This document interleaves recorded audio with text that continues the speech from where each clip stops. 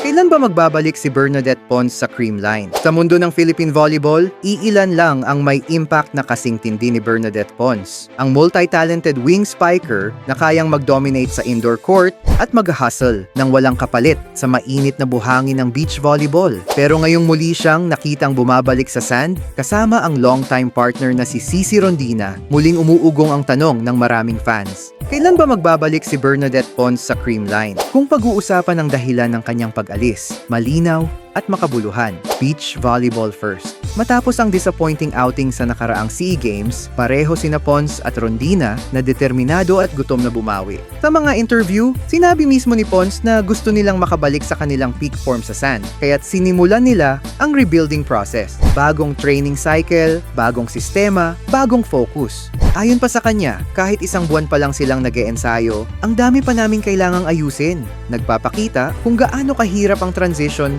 mula indoor pabalik sa beach. At dito pumapasok ang malaking rason kung bakit hindi pa siya fully committed sa PVL indoor scene. Oo, naglaro siya para sa Creamline Cool Smashers. At oo, nakita natin ang comeback ng kanyang signature energy at hustle, pero habang maganda ang performance niya, malinaw din na iyon ay isang transitional phase lamang, parang huling paghinga sa indoor bago siya muling tumalon, pabalik sa buhangin, dala ang winning mindset na nakuha niya sa sistema ng Creamline. Simula noon hanggang ngayon, lahat ng major reports ay iisa ang sinasabi. Focus muna si Pons sa beach volleyball, lalo na para sa SEA Games preparation. At dahil full-time commitment ang beach volleyball training, hindi pa nagbibigay ng kahit anong official statement ang Creamline or Pons tungkol sa kanyang pagbabalik sa PVL bilang regular indoor player. So, kailan nga ba siya babalik? Kung purely facts ang pag-uusapan, wala pang official timeline. Kung analysis at reading between the lines naman, possible, pero hindi soon. Hindi niya isinara ang pinto sa indoor volleyball. Sa katunayan, marami siyang nabanggit tungkol sa pagdala ng Creamline mindset